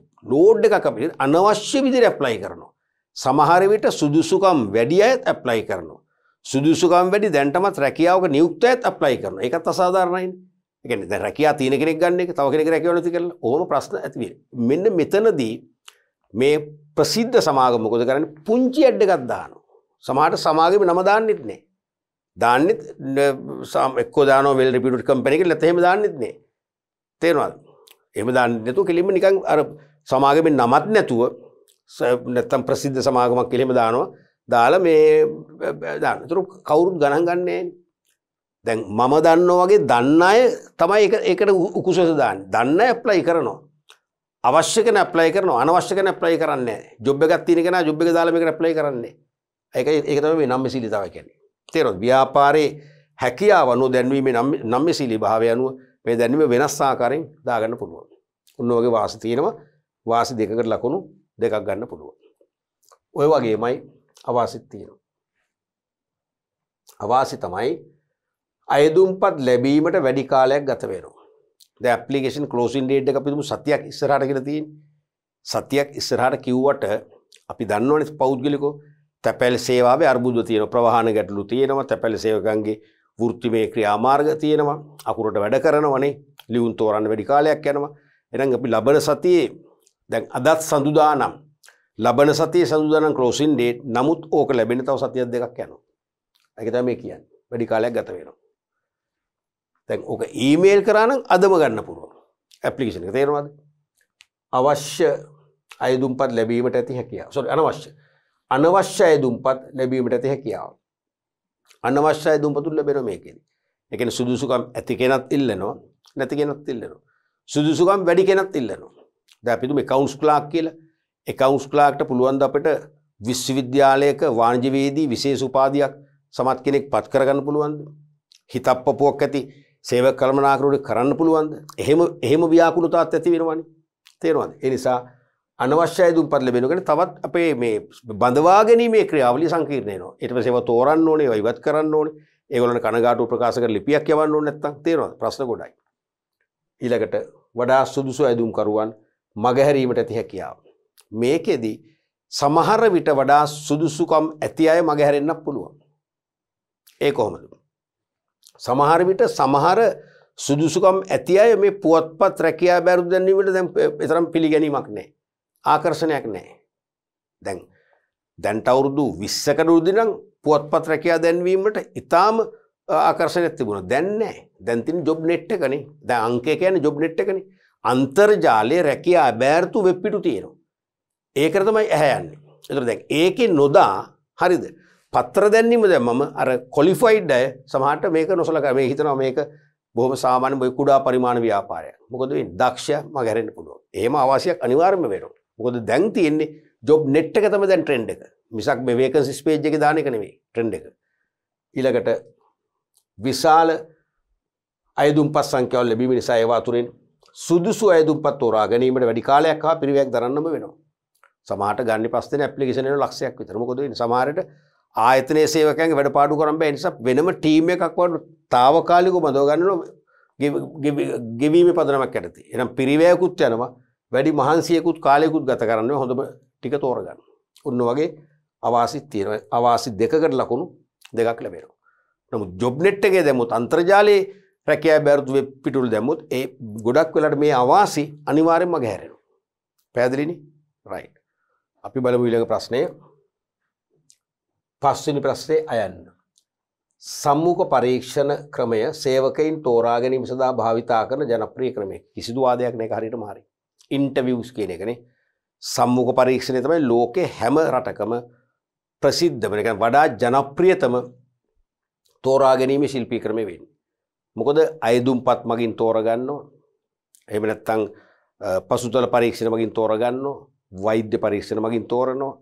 ප්‍රායෝගික පරීක්ෂණ මගින් තෝරනවා. ඒ සෙසු තෝරා ගැනීමේ ක්‍රම තිබුණත් බොහෝ විට අවසන් තේරීම කරන්න සම්මුඛ පරීක්ෂණයක් තියෙනවා. තේරුණාද? එහෙනම් සම්මුඛ පරීක්ෂණ සමහරට ඉන්ඩිවිඩුවල් මොකද්ද සිලෙක්ෂන් එකකටත් ගන්නවා. ඒ වගේම වෙනත් තෝරා ගැනීමේ ක්‍රම තුල අවසන් තෝරා ගැනීමේ ක්‍රමයක් වශයෙන් පාවිච්චි කරන නිසා සම්මුඛ පරීක්ෂණය තමයි ප්‍රබලම තෝරා ගැනීමේ ක්‍රමය වෙන්නේ. මෙම ක්‍රමේ ඇති සීමා දෙකක් විස්තර කරන්න. නමුත් මේකේ සීමා තියෙනවා. අවාසි තියෙනවා. තේරුණාද? එතකොට මේකෙත් විස්තර කරන්න නිසා නම් කර නෙවෙයිනේ විස්තර කරන්නේ මේ වගේ කරුණ ටිකක් පැහැදිලිව විස්තර වෙන්න ඕනේ. නිකම්ම චූටිමක පොයින්ට් එකක් මදි. තේරෙනවනේ? පළවෙනි එක තමයි සම්මුඛ පරීක්ෂණ මණ්ඩලයේ පක්ෂපාතී වීම වැනි ඌනතා නිසා යෝග්‍යතම පුද්ගලයන් තෝරා ගැනීමට නොහැකි ගන්න අන්න පැහැදිලි විස්තරයක් තියෙනවා. ඒ ඇති. තේරුණාද? සම්මුඛ පරීක්ෂණ මණ්ඩලයේ පක්ෂපාතී වීම වැනි ඌනතා නිසා යෝග්‍යතම පුද්ගලයන් තෝරා ගැනීමට නොහැකි වීම. එහෙම ගැටලුවක් තියෙනවා. එක සීමාවක් අවාසියක්. බොහෝලට සම්මුඛ පරීක්ෂණ මණ්ඩලයේ සමහර අයදුම්කරුවන් වෙත පක්ෂපාතී වෙනවා. පක්ෂපාතී වෙනවා. ඒ වුණාම පස්සේ මොකද වෙන්නේ? පක්ෂපාතී වූවන් කොහොම හරි සිලෙක්ට් කරගන්න ඒගොල්ලන්ගෙට සරල ප්‍රශ්න යොමු කිරීමක් වගේ දේවල් කරලා සිලෙක්ට් කරගන්න පුළුවන්. ඒතර පක්ෂපාතී නොවන අයට ගැඹුරු ප්‍රශ්නයක් දෙකක් දාලා ඒගොල්ලෝ මොකද කරන්නේ? ඒගොල්ලෝ කෙලින්ම සම්මුඛ පරීක්ෂණයෙන් ෆේල් කරන්න පුළුවන්. ඒතර සුදුස්සන් නෙවෙයි වඩාත්ම යෝග්‍යතම පුද්ගලයන් නෙවෙයි තේරෙන්නේ යෝග්‍යතාවේ නඩු අයයි. ඒක ලොකු ගැටලුවක්. දැන් ගොඩක් වෙලාවට සම්මුඛ පරීක්ෂණයේදී බාහිරින් බලපෑම් වෙනවනේ. ආයතනයේ අපි හිතමු සභාපතිවරයා. සම්මුඛ පරීක්ෂණ මණ්ඩලෙට කෝල් එකක් දීලා කියනවා මෙහෙම කෙනෙක් එනවා. පොඩ්ඩක් එයාගෙන සලකලා බලන්න අපි අපේ කෙනෙක් දන්න කෙනෙක්. ඉතින් ඒක ලොකු ප්‍රෙෂර් එකක්, ස්ට්‍රෙස් එකක්. සභාපතිතුමා කියන නිසා සලකලා බලන්නත් වෙනවා. නමුත් මේ එන අයදුම් කරුවා සුදුස්සෙක් නෙවෙයි. এডুকেෂන් ක්වොලිෆිකේෂන් මදි. පෞරුෂත්ව ලක්ෂණ බිඳුවයි. භාෂාව අසුරවන්න බෑ. මොකද වෙන්නේ? සම්මුඛ පරීක්ෂණ මණ්ඩලය අසරණ වෙනවා. නමුත් සමහරට සභාපතිතුමාගෙන් Tamanට වෘත්තිමය තර්ජනයක් එයි කියලා සිලෙක්ට් කරන්නත් වෙනවා. ඒ වගේ ගැටලු තියෙනවා. ඒතර සුදුස්සන් හැලිලා යනවා. එහෙම නැත්නම් දේශපාලන අධිකාරියෙක් කෝල් කරලා කියනවා. නැත්නම් ලියුමක් එවනවා. මේ අපේ ඡන්දදායකෙක් මෙයාට අනිවාර්යයෙන්ම රැකියාව දෙන්න ඕන කියලා. මොකද වෙන්නේ? දෙන්න වෙනවා. එහෙමනේ දැන් මුළු ලෝකෙම දේශපාලන මේ පරිසරය හැදිලා තින්නේ එහෙමනේ. අපේ රටේ විතරක් නෙවෙයිනේ. තේරෙනවද? ඒ වගේ වෙනවා. දැන් එහෙම නොවන රටවල් තියෙනවා. තේරෙනවද? එහෙම දේශපාලන අධිකාරී රට නොවි සම්මුඛ පරීක්ෂණ මණ්ඩලයේ හරියටම අකුරටම හොඳම තෝරා ගැනීම කරන රටවල් තියෙනවා. අනික අයදුම්කරු තුල අනියත බියක් ඇතිවීම. කොහොමත් ළමයි අයදුම්කරුවන් තුල අනියත බියක් ඇති වෙනවනේ. සමහර විට මේ ඉන්ටර්වයුව බෝඩ් එකේ ඉන්න පිරිස වැඩන 4ක් 3ක් 4ක් 5ක් ඉන්නවා. තේරුණාද? ඒගොල්ලෝ දැක්කම සමහරට අපිට තවත් මොකද වෙන්නේ? බිය ඩබල් වෙනවා. ස්ට්‍රෙස් එක වැඩි වෙනවා. ඒගොල්ලෝ අහනේකට උත්තර දෙන්න තමතක වෙනවා. දන්න එකත් තමතක වෙනවනේ. මොකද වෙන්නේ? අපි හැල්ලා යනවා. ඒ මොහොතේ ඇති වෙච්ච ස්ට්‍රෙස් එක පීඩනයේ නිසා අපිට උත්තර දෙන්න බැරි වුණා. නැත්නම් අපිට උත්තර දෙන්න පුළුවන්. මට එහෙම වෙලා තියෙනවා. තේරුණාද? ඊළඟට අයදුම්කරු මවාගත් ප්‍රතිරූපයක් දැක්වීම. නැත්නම් අපේක්ෂකයා ව්‍යාජ ලෙස හැසිරීමට උත්සාහ ගැනීම. සමහරට අයදුම්කරුව මවාගත් ප්‍රතිරූපයක් මවනවා. ව්‍යාජ ලෙස හැසිරෙනවා. ඒකට සමහරට සම්මුඛ පරීක්ෂණ මණ්ඩලය හසු වුණොත් ඒත් වැරදි තේරීමක් කරන්නේ. සමහරට අපි හිතමු මෙකැනික් කෙනෙක් කියන්නකෝ. මෙකැනික් පෝස්ට් එකට මෝටර් මෙකැනික් පෝස්ට් එකට තේරෙනවද? මෝටර රථ කාර්මිකයා කියන පෝස්ට් එකට බඳව ගන්නකොට සම්මුඛ පරීක්ෂණ මණ්ඩලය අහනවා ඔබට මට පළපුරුදු තියෙනවා. මං ජපානයේ අසවල් සමාගමේ අවුරුදු 3ක් වැඩ කළා. ඒ වැඩ කරද්දී මම තමයි හොඳම මොකද මෝටර අලුත්වැඩියා කරන්න මෝටර් ක්ලීන් කරන්න හොඳම සම්මානය ගත්තේ මම තමයි. අනික මට දැන් ඕනම වාහනයක් සම්බන්ධයෙන් මට හඬින් කීත හැකි මොකද්ද මේ රිපෙයාර් වගේ ටිකක් එයා දෙනව දේශනයක්. මොකද වෙන්නේ අහුවෙනවා. ඇයි? එයාගේ හැසිරීමත් එක්ක හිතනවා මෙයා තමයි හොඳම බුලට් එක ගන්නවා. ගත්තන් පස්සේ තේරෙන්නේ මේ මිනිස්සයාට මෝටරයක් තියා එන්ජින් එකේ කිසිම කොටසක් පිළිබඳ අවබෝධයක් නැහැ. අන්න වැරදි තීරණයක්. ඊළඟට පිරිවැය අධික වීම. මේකේ සාපේක්ෂව පිරිවැය වැඩි. ඉන්ටර්විව් බෝඩ් එකට ගෙවීම් කරන්න වෙනවා. සමහර විට අයදුම් කරුවන්ටත් ගමන් ගාස්තු දෙන්න වෙනවා. පැල්වත්ත සීනි සමාගමේ. පැල්වත්ත සීනි සමාගමේ මුල්ම අවුරුදු වල සේවකයන් ඉන්ටර්විව් කරේ එහෙ. කොළඹ නෙවෙයි. ඒ දුෂ්කර බව පේන්න එපා. කිලෝමීටර් ගානක් පයින්ුත් යන තියෙනවා. කම්පැනි වාහන දාලා තමයි සේවක ගෙන්න ගන්න. හරිද? නවාතන් පාසුකම් තියෙනවා. එහෙට සම්මුඛ පරිසරේ එනවට ඒ කාලේ මට මතක හැටියට රුපියල් 1500 දුකද ගෙවුවා. ඒ කියන්නේ අද නිකන් 15000ක් වගේ. ඒ කියන්නේ වාහනයක් හයර් කරන් එන්නේ. අපි දන්න අපේ අයියලා වගේක් ගියා 1500 සාක්කුව දාන් බස් එකේ ගියා. තේරෙන්නේ ලාභිකුත් ගත්ත ඒක. ඉතින් ඒවට ලොකු වියදමක් යන එක මේකේ කාවාසියක්. අනික වැඩි කාලයක් වැය ඉන්ටර්වයුව කරන්න මොකද අපි හිතමු 4500ක් આવොත් මොකද වෙන්නේ? දවස් දෙකක් විතර ඉන්ටර්වයුව කරන්න. සෑහෙන කාලයක් නාස්ති කරනවා. අන්තිමට ඉන්ටර්වයුව බෝඩ් එකත් දැඩි වෙහෙසටපත් වෙනවා. වෙහෙසටපත් වුනම ඒගොල්ලන් ගතිනු නියම ඇගීමක් කරන්නේ නැහැ. විෂයානුබද්ධව කරන්නේ නැහැ. තේරුණාද? මේව තමයි මූලික උත්තර. තව තියෙනවා මේක සීමාවන්. තව මොනවද? තව ප්‍රතිරූපාකල්ප.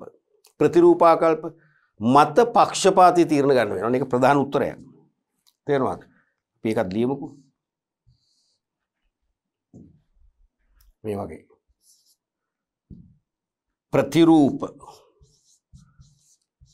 ප්‍රතිරූප ආකල්ප මත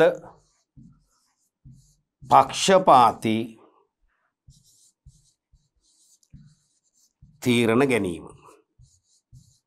දැන් ප්‍රතිරූප අපි තුල නැවත මැවෙන සම්මුඛ පරීක්ෂණ මණ්ඩලයේ සමාජිකයෙක් නම් මට අයදුම් කරුවා ඇප්ලිකන්ට්ව දැක්කම මට සමහරට එයාගෙන් ප්‍රතිරූපයක් නිර්මාණය වෙනවා. මේ මගේ මල්ලි වගේ, මේ මගේ සහෝදරිය වගේ, මේ මගේ අම්මි වගේ, තාත්ති වගේ. එහෙම ආවම මොකද පොඩි අනුකම්පාවක්, ලෙන් ගතුකමක් ඇති වෙනවනේ. විශේෂයෙන් මගේ තාත්තා වගේ නෙමෙයි, මගේ තාත්තම නෙමෙයි කියලා එහෙම අපේ රූප මැවෙනවනේ, ප්‍රතිරූපයක් මැවෙනවා. තේරුණාද? මොකද වෙන්නේ? තාත්තා වගේ වුණාන් පස්සේ බොහොම සරල ප්‍රශ්න අහනවා. එයාව කොහොම හරි සමත් කරන්නම තමයි මම පෙළඹෙන්නේ. මගේ මල්ලි වගේ දෙන්නුත් මම එයාගේ බොහොම සමනල ප්‍රශ්න කීපයක් අහනවා. මොකද වෙන්නේ? සුදුසුකම් ඇති කෙනෙක් නෙවෙයි ඉන්නේ. අනිත් පැත්ත හිතන්න ඕකේ. ඊටාම සුදුසුකම් ඇති කෙනෙක් එනවා. හැබැයි එයා මගේ එනිමි කෙනෙක්, තරහකාරයෙක්. මගේ තරහකාරයෙක්මයි එයාගේ රූපේ දැක්කම මට මැවෙන්නේ. මොකද වෙන්නේ? රයිට් දෙන්නම් කියලා හිත හදාගෙන අහන්නෙම මහා ගැඹුරු ප්‍රශ්න අහලා එයාව වට්ටනවා. මොකද වෙන්නේ? සුදුසු අපි අයින් කරලා. ඒ වගේ අවාසිත් මේකේ තියෙනවා. තව තියෙනවා අපේ ගුප්ත විද්‍යාත්මක මානසික තත්ත්වයන් සම්මුඛ පරීක්ෂණ මණ්ඩලේ එනවා. ඒ කියන්නේ ඒගොල්ලෝ ගුප්ත විද්‍යාත්මක මානසික තත්ත්වයක්. දැන් අයදුම් කරුගෙන් ප්‍රශ්න අහලා එයාගේ සුදුසුකම් ඇගීමට ලක් කිරීම වෙනුවට සම්මුඛ පරීක්ෂණ මණ්ඩලයේ දැනුම ප්‍රදර්ශනය කරන්න උත්සාහ කරනවා බොහොම ගැඹුරු ප්‍රශ්න අහලා.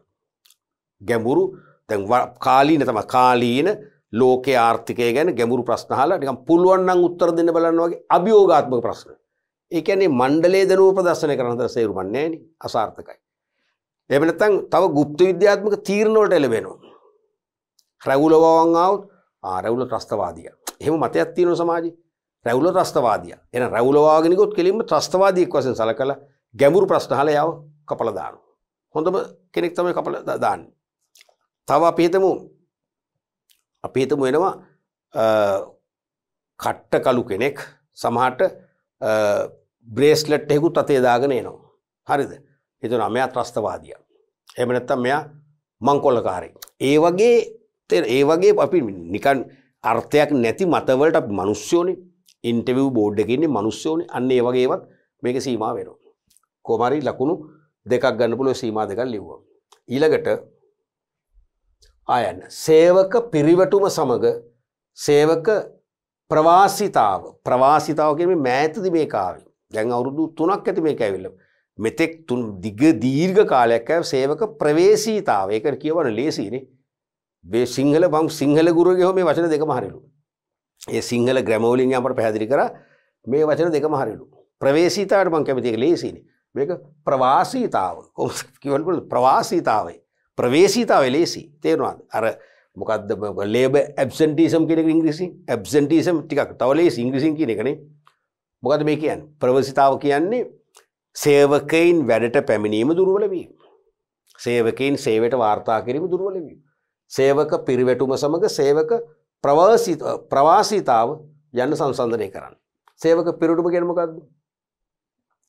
සේවකයින් ආයතන හැර යාම. ආයතනය ගැන කලකිරීමක් නිසා හෝ තමන්ට හොඳ රැකියාවක් ලැබීම නිසා හෝ කෙලින්ම ආයතනයෙන් සේවකයන් ඉවත්ව යාමේ ප්‍රවණතාව තමයි සේවක පිරිවැටුම කියන්නේ. ලේබර් ටර්න්ಓවර්. ලේබර් ඇබ්සෙන්ටිසම් නැත්නම් ප්‍රවාසීතාව කියන්නේ හැර යාම නෙවෙයි. ඒගොල්ලෝ ආයතනයේ රැකියාවට එන්න කම්මැලි. නැත්නම් හිතාමතාම සේවයට වාර්තා නොකර ඉන්නවා. ආවත් සේවයට වාර්තා කරත් වැඩ නොකර ඉන්නවා. ඒක තමයි ප්‍රවාසීතාව කියන්නේ. ප්‍රවාසීතාව පැති දෙකක් තියෙනවා. එකක් සේවයට නොපැමිණීම. පැමිණියත් වැඩ නොකර සිටීම. අයිස් ගන්න එක. අහන්නේ මේ දෙකේ සංසන්දනය. මේක සාමාන්‍යයෙන් මං හිතන්නේ මේ අවුරුදු 30ක 35ක ඉතිහාසයේ මේ ප්‍රශ්නේ අහලම නැහැ. හොඳ ප්‍රශ්නයක්. මේ ඇහුවමයි. මේක මේව වෙනම අහලා තියෙනවා. මේ දෙක සංසන්දනය කරලා අහලා නැහැ. පළවෙනිව තමයි ඇහුවේ. අපි දෙපැත්තට ලියන්න මේ වගේ මුල් පැත්තට සේවක පිරිවැටුම අනිත් පැත්තට සේවක ප්‍රවාසීතාව. පළවෙනි එක තමයි සේවකයින් ආයතනයේ හැර යාම. සේවක පිරිවැටුමෙන් වෙන්නේ මොකද්ද? සේවක ආයතනයේ හැර යනවා. සේවක ප්‍රවාසීතාවෙන් මොකද වෙන්නේ? සේවකයන් රාජකාරියට වාර්තා නොකිරීම. ගොඩක් වෙලාවට වෙන්නේ පුළුවන් තරම් නිවාඩු දා ඉන්නවා. රාජකාරියට එන්නෙම නැහැ. දෙවැනි එක නව සේවකයින් බඳවා ගැනීමට අවස්ථාව ලැබේ. දැන් සේවක පිරිවැටුම සංකල්පයේදී නවක සේවකයන් බඳව ගන්න අවස්ථා උදා වෙනවා. ඇයි? ආයතනෙන් යනවනේ රැකියාව හැර යනවනේ. එහෙනම් ඒ වේකන්සි ෆිල් කරන්න නවක සේවකින් ගන්නම වෙනවා. නමුත් සේවක ප්‍රවාසීතාවේදී ඒක වෙන්නේ නැහැ. දැන් සේවක අයින් වෙලා නැහැනේ. මේ මිනිස්සු නිවාඩු දානවා. ආයි වැඩට එනවා. ආයි නිවාඩු දානවා. වැඩට එනවා. නිවාඩු ඉවරයි. මොකද කරන්නේ? නෝපේ දානවා. නෝපේ ලියු දානවා. ඊළඟට විනය පිළිබඳ ගැටලුවක් නොවේ. රැකියාවේ නිවත් වීම විනය ගැටලුවක් නෙවෙයිනේ. මට ආණ්ඩුකරු ව්‍යවස්ථයන් මූලික අයිතිවාසිකමක් තියෙනවා. මට රැකියාවෙන් ඉල්ලස් වෙන්න පුළුවන්. එකම දේ සමහර ව්‍යාපාර නෙවෙයි බොහෝ ව්‍යාපාර රැකියාවට මදව ගන්නකොටම රැකියාව ගිවිසුමක් අත්සන් කරනවනේ. ඒකේ තියෙන ඔබ රැකියාවෙන් ඉවත් වෙනවා නම් අවම මාස 3කට කලින් දැනුම් දී යුතුයි. එහෙනම් ක්ෂණිකව ඉවත් ගියොත් විනය ප්‍රශ්නයක් තියෙනවා. එහෙම නොවන්නට රැකියාවෙන් ඉවත් වුණා කියලා ප්‍රශ්නයක් නැහැ. විනය ගැටලුවක් ඇති වෙන්නේ නැහැ. නමුත් මෙතන තියෙන ප්‍රශ්නයක් විනය පිළිබඳ ගැටලුවක් වෙනවා. ඇයි? දිගින් දිගටම එන්නේ නැහැ. නිවාඩු දානවා. ආයි නිවාඩු එනවා. ආයි නිවාඩුවෙන් පස්සේ මොකද? නෝපේත් දානවා. ඊළඟට රැකියාව ගිවිසුම අවසන් වෙනවා. ඇයි? සේවකයා රැකියාව හැර යනවනේ. ආයතන හැර යනවනේ. රැකියාව ගිවිසුම අවසానයි. මෙතන රැකියාව ගිවිසුම අවසන් වෙන්නෙත් නැහැ. රැකියාව ගිවිසුම මෙතනදී අවසන් වෙන්නේ නැහැ නේ. එයා ඉන්නවනේ. තේරෙනවද? එයා අනිවාර්යයෙන්ම ඉන්නවා. ඊළඟට තව එකක් මේක ලියලා නැතුණාට ලියන්න පුළුවන් අපිට. ඒ තමයි දැන් මේකෙදි ආයතනයේ ඵලදායීතාවය දැන් ආයතනයේ නිෂ්පාදන ඵලදායීතාවයට ලොකු බලපෑමක් වෙන්නේ නැහැ. ඒ ඉතින් මේකේ ගියා කෙනෙක් බඳව ගත්තා. එයාගේ ඒ වැඩේ කරගත්තා. මේකෙදි මොකද වෙන්නේ? මේකෙදි ඉන්න කෙනා වැඩට එන්නේ නැහනේ. එහෙනම් අනිවාර්යයෙන්ම ආදේශකෙකුත් නැහනේ. නිෂ්පාදන ඵලදායීතාවය අඩු වෙන්න අනිවාර්යෙන් බලපෑමක් වෙනවා. ඒකත් ලියන්න පුළුවන්. තේරුණාද? තව උත්තරයක් වශයෙන් අමතර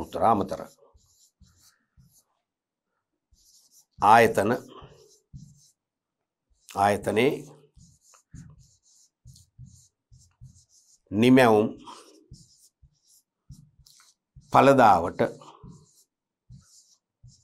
බලපෑමක් නොවේ. මේ පැත්තට නිමැවුම් ධාරිතාව කිව්වොත් කමන්නේ නැහැ. ඵලදාව කිව්වොත් කමන්නේ නැහැ. නිමැවුම් ධාරිතාව අඩුවීමට බලපෑමක් වේ. ඒකත් හරි. ඔය උත්තරේ ඕනම දෙකක් ලියන්න පුළුවන්. මතක තියාගන්න තනි ප්‍රශ්නයක් ඇහුවොත් මේක හතරක්ම ලියන්නත් ඔළුවේ තියාගන්න. රෝම ඉලක්කම් තනි ප්‍රශ්නයක් આવොත් උත්තර හතරම ලියන්නත් ඕනේ. පැහැදිලිනේ? උදරුවනේ අපි අද පාඩම් පරිච්ඡේදනුත් ඉතාම වටිනා ව්‍යුහගත ප්‍රශ්නයක් සාකච්ඡා කළා. සේවක කළමනාකරණ ඇතුළු පාඩම් කීපයම කළමනාකරණ එකක කීපයකින්ම යොමු වෙච්ච ප්‍රායෝගිකත්වයේ මුසු වෙච්ච ප්‍රශ්න කීපකුත් අපි සාකච්ඡා කළා. පිළිතුරු වල ධාරිතාවය අපි අවබෝධ කරගත්තා. ලකුණු ලැබෙන ක්‍රියාපටිපාටි අපි අවබෝධ කරගත්තා. අපි ඊළඟ පරිච්ඡේදනුත් 2019 වර්ෂයේ තවත් එවැනි ප්‍රශ්නයක් සාකච්ඡා කරලා සම්පූර්ණ මේ පේපර් එක නිම කරන්න බලාපොරොත්තු වෙනවා.